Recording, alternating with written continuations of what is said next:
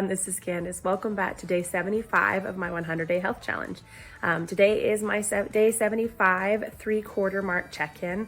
I am literally 25 days away from 100 and I cannot believe that. I really seriously cannot believe it, especially after yesterday, which was such a day of ups and downs. And I know yesterday was pretty intense probably in ways. At least it was for me. And I apologize if I brought up any negative memories or thoughts for you all. I do hope though that maybe it helped you know that you were not alone in feeling that way sometimes. I am feeling 80 to 90% better today. I should say this evening I'm feeling 80 to 90% better. This morning I felt absolutely miserable. I did not feel hardly any bit better and I still had a fever, so that was not good. But over the day, I've been able to just rest and really find peace in just allowing myself to rest and not making myself feel bad for being sick. I think that was a lot of yesterday, was just there was some guilt and feeling like somehow I was controlling my being sick. And the truth is that there's not, you can't control things in life a lot of times. Like some things you can, and some things you can try your best to set up for good and things. And sometimes there's still things that just, man, sweep you off your feet. And so yesterday was definitely a day like that. And I think that was why I still have this just, it brought up a lot of just memories of when I was really, really, really sick, like every day, all year round. And it just, there's this, it's ridiculous, but I don't know about you, but it's ridiculous, but you feel sometimes when you've been sick a lot and you've had almost chronic health issues or actual, diagnosed chronic health issues, it's almost like you feel this guilt that somehow it's your fault. And there's a lot tied into that. But I think just there are days when you're sick again, even if it's not the same sickness, the same, physical stuff or whatever, how far you've come in theory. Some days that's just not enough. Some days it's just like it whams you and just, pushes you down and flattens you and doesn't want to let you up. And it's like a struggle to realize and to remind yourself that, this is just one day. This is just one day in the year. This is one day in this moment where I'm feeling this way, but it's not the end. It's not the end all be all of things. And I think that's just what I had to really remind myself of yesterday. And so I'll talk a little bit about that in a minute, but I'm super excited about where I'm at today. I can't believe I'm this far. I'm literally 75 days in. This is absolutely amazing. I have come so far. This is the longest I've been on a challenge of any sort in the last, literal like 6-7 years. And so to feel this successful, and it's certainly not what I pictured in ways when I started. Gosh, no, it's definitely different than what I planned. But just to see how far I've come. And it's such a big difference just from day 74 to day 75. I mean, day 74, I think a lot of that was because it was my fears wanting me to quit. It was my fears and doubts my self-doubt wanting me to stop before I even hit day 75, and to realize that, oh my gosh, I can do this, to pull me down before that day. I think that's what a lot of yesterday was. And so I'm really proud of myself for sticking it out, and I'm not proud of everything yesterday. I just got really discouraged and was down on myself a lot. And I did improve by the end of the day. That's why I went ahead and did the video last night, to just talk a little bit about it and talk about both like how negative it had been, but also like choosing to fight for positivity.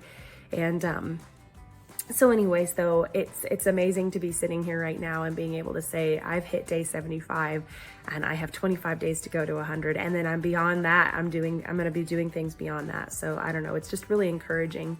I was also encouraged by my weight. So I weighed in today, and I'll put that video at the end of this. The weigh-in video I will put at the end of this video. But I've essentially, I believe it was 23.2 pounds lost over the last 75 days. And that may not sound like a lot to you, but it is to me. It's a huge, and it's been a consistent weight loss. And I've been able to consistently keep off my 75-day goal. So my 75-day goal, original and then updated, was 12 to 15 pounds by day 75. And so I'm so proud of myself for being here. And yes, you may say, well, your 100-day goal you've already hit because it's 15 to 20 pounds. But the thing is that this is consistent weight loss. So my day 75 goal was to consistently have off 12 to 15 pounds. And overall, there's been some ups and downs, but overall that's been maintained. And so my consistent goal for weight loss for day 100 is 15 to 20 pounds, because I know it's going to fluctuate a little bit.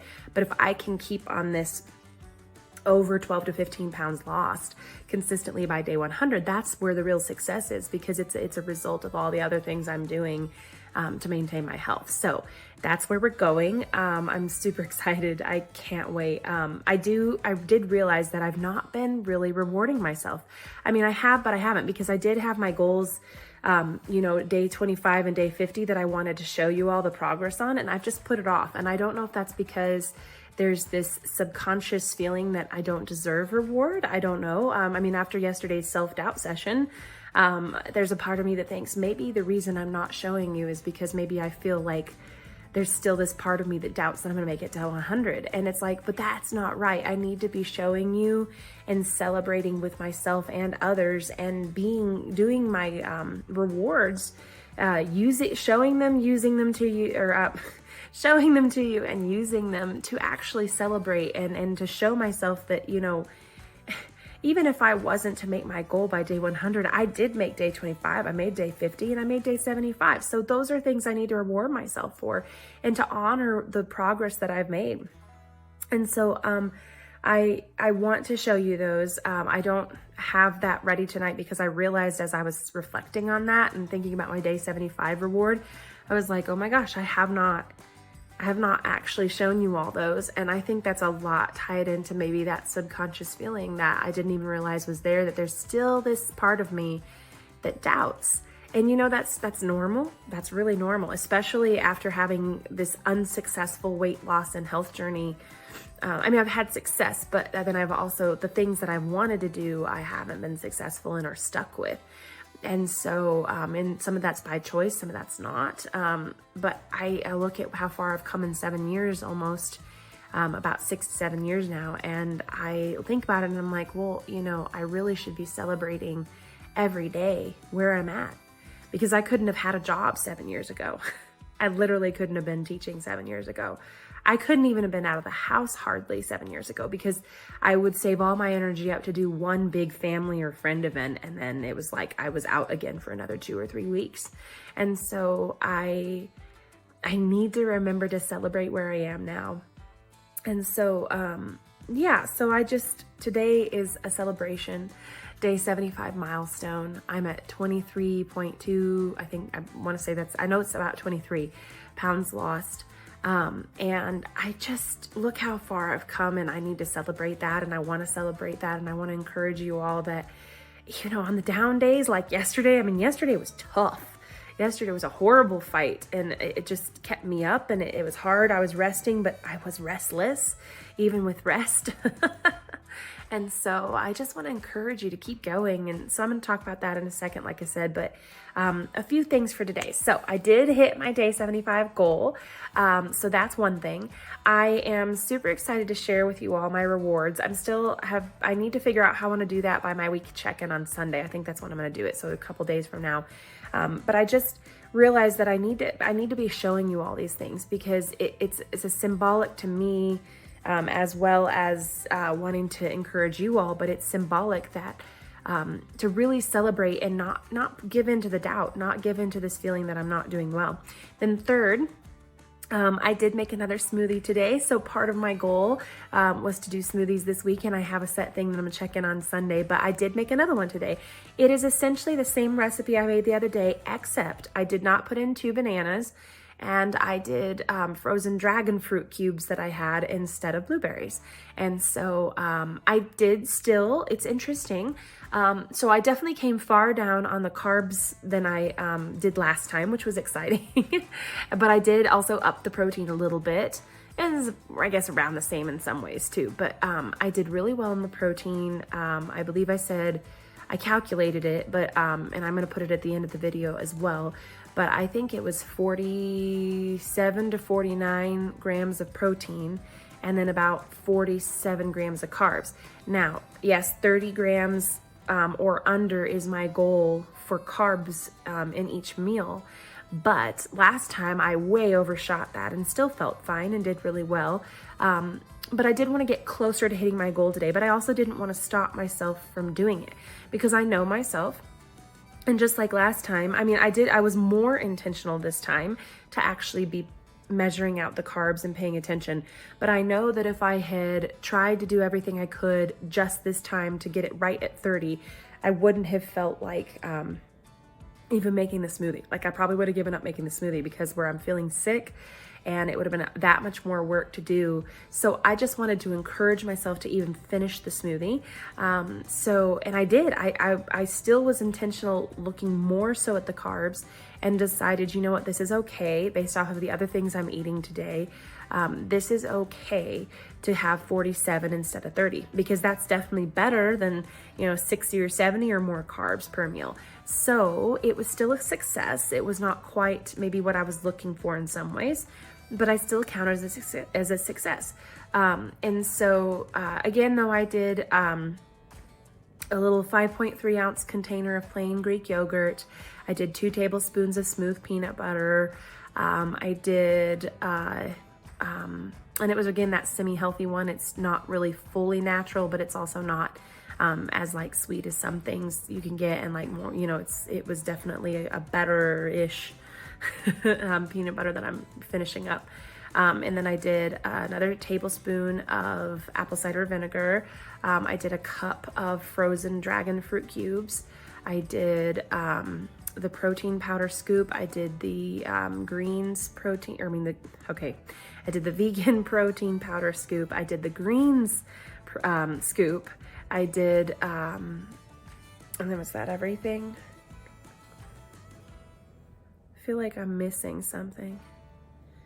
No, I think that was everything. I'll definitely put the recipe in at the end of the video, but that was it. That was what my smoothie was. And the thing is it actually was kind of fun today. Oh, I remember it was, because what ended up happening was there was a little bit difference in the liquid content. So it was less smoothie and more like smoothie bowl.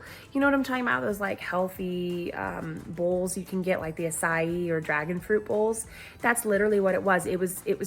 It could have technically slid out like a smoothie, but it was just thick enough to really make more like one of those healthy bowls. So I actually put it in a bowl. I've got a picture. I put it in a bowl, and then because it looked like that, I didn't know, I know I have some oats and things, so I thought about topping off things with that, but then I thought I want to do something that's a little less, I knew I need to measure out and do a little bit more like calculating. So I just grabbed some raw organic walnut pieces, and I just quickly measured out a fourth a cup of that, which was the serving size, and just topped it off with that. And it was really good. It was really refreshing, hit the stomach just wonderfully. And so that was my smoothie thing for today. And so I wanted to share that, and I'm hoping to make another one tomorrow, and just continue to encourage myself to not only make things like that, more whole food smoothies, things like that,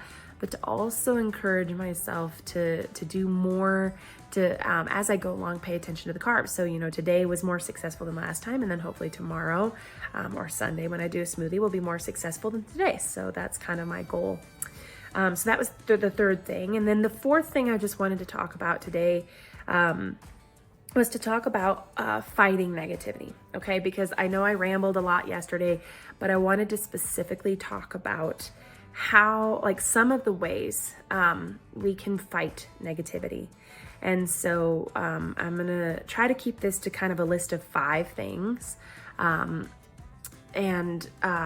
So one important thing I want you to remember, and these are things I was contemplating yesterday. So this was actually yesterday what I had to do, yesterday and today, but it's what I had to do the rest of the week as well. It's just yesterday it really came to a head, and I was so negative and just so downtrodden. It felt like that I really had to do this. So the first thing I think you have to do is stop. And that sounds simple, but it is not easy. You have to stop the spiral. So first thing, stop the spiral. Take a deep breath. Stop those thoughts. Stop the negative pattern. Just stay. I even literally said it out loud, like, stop it. Stop it right now, because this is not helpful. This is not true. This is not the end all be all of you.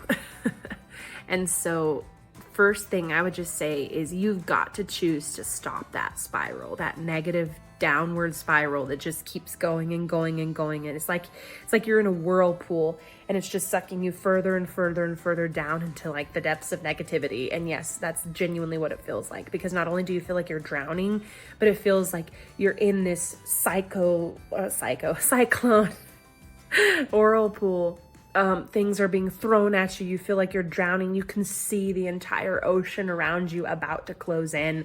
And it's like you feel like when you hit the bottom of that ocean, it's just going to come roaring in and drown you. I mean, that's literally what it felt like. And so you just have to choose to say no. Like, no, stop it. Shut up. Like, shut up and stop. Because your thoughts my thoughts had the craziest pattern. It's like I went from a single thought of, I can't believe I'm missing another day of school, to, oh my gosh, you will never be able to work again. I mean, literally, somehow I got from this one thought of, I can't believe this is happening again. I can't believe I let this, which is not true, by the way. I did not let this happen.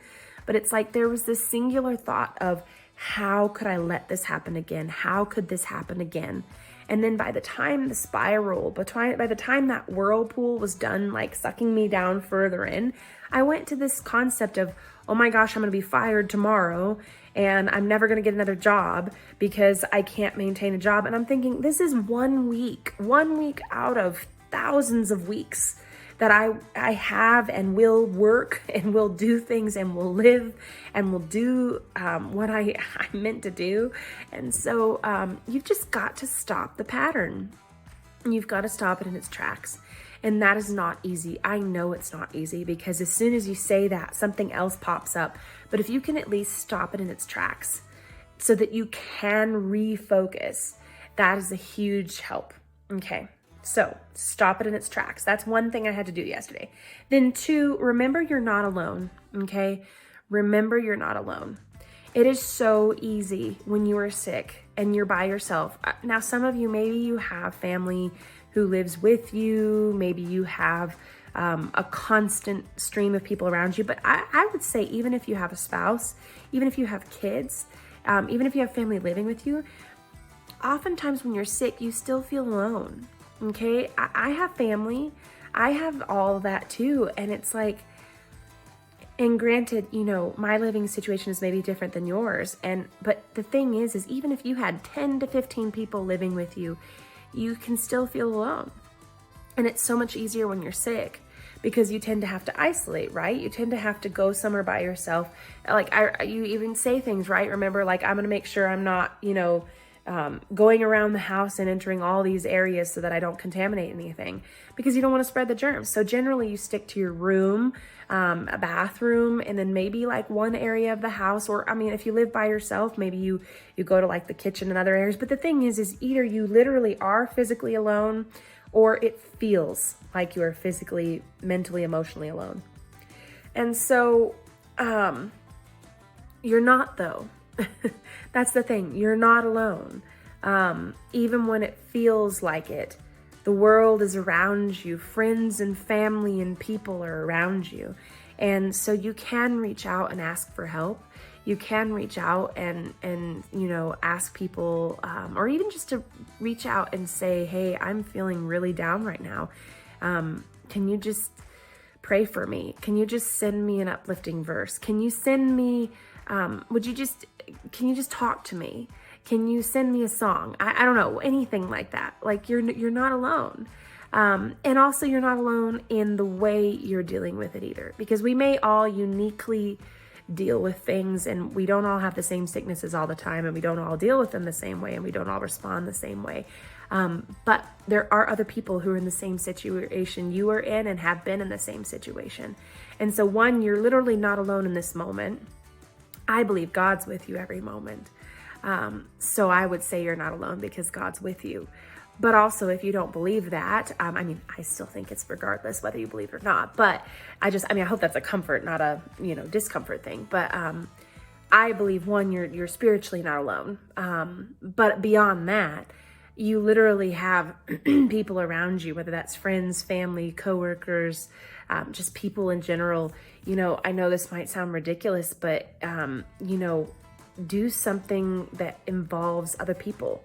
That could be watching a favorite show. That could be listening to a favorite podcast, someone who makes you smile and laugh and who reminds you that the world is not all a negative black hole, right? Like, I think it's important to encourage yourself and remember you're not alone. And if you need to call someone or text someone or whatever you need to do, just remember you're not alone.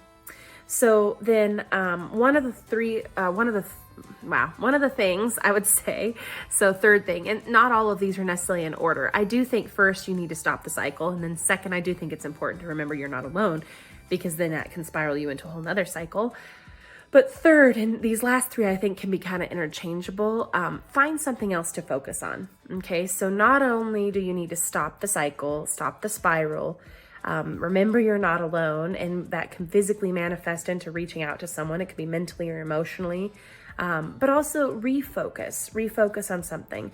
Now, I know it's hard when you're sick because you're in bed a lot of times, or you should be probably resting.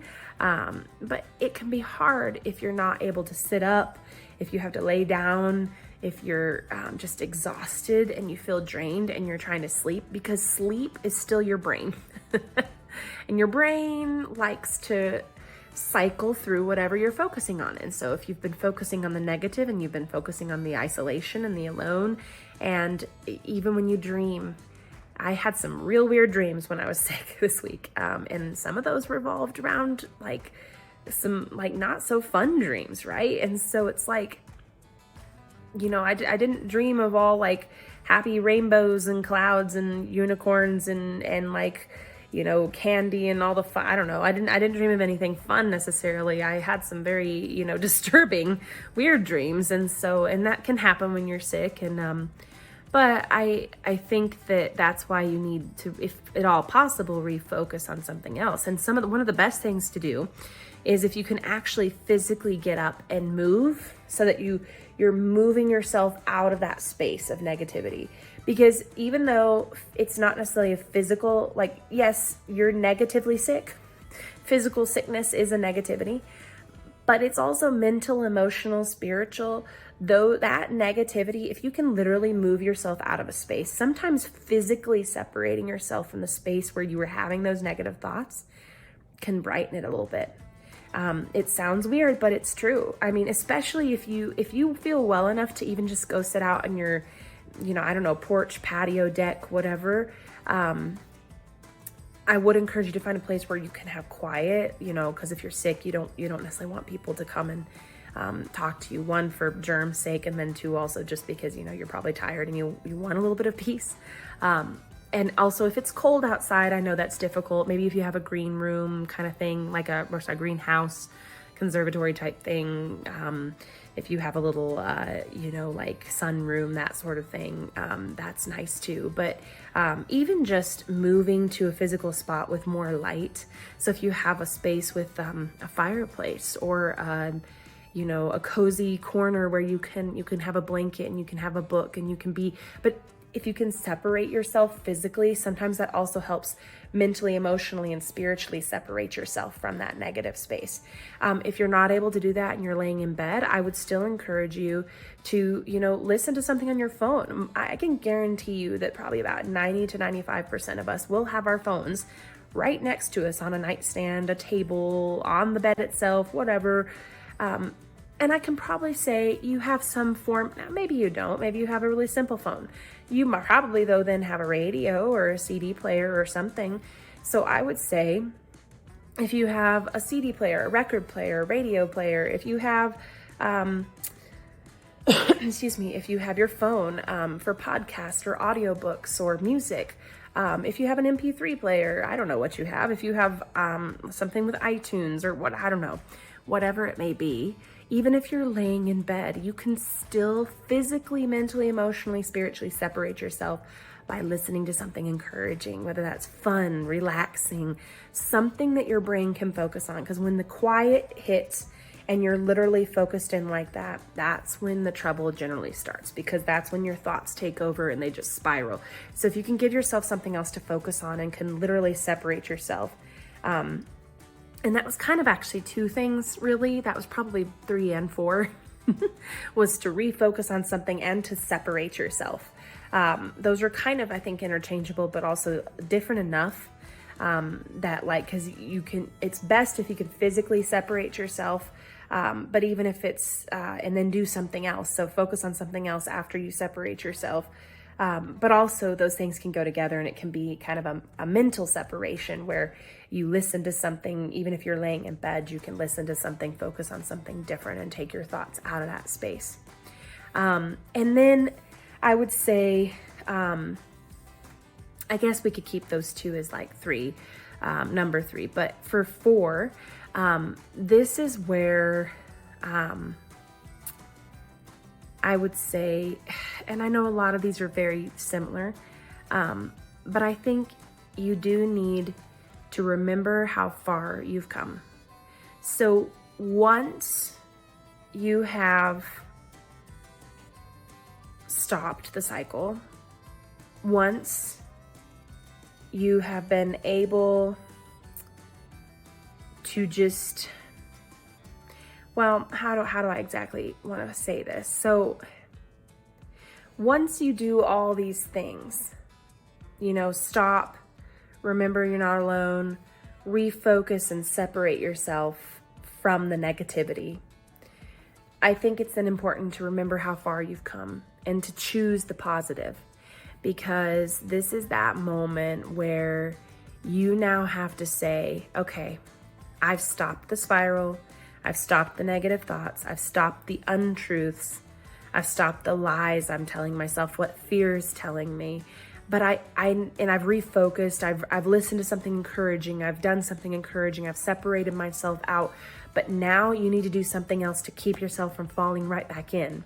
And that's to choose something positive, to remember how far you've come, to celebrate how far you've come. And yes, I'm talking about this in health-wise, but there's other ways this can be, applied as well. But I think about it as, look how far I have come in the last 7 years. Because my thing yesterday was remembering the scars of like 6 and 7 years ago, and actually probably even further back than that. And so I had to remember, yes, you're in bed right now, but you are not in bed 24/7.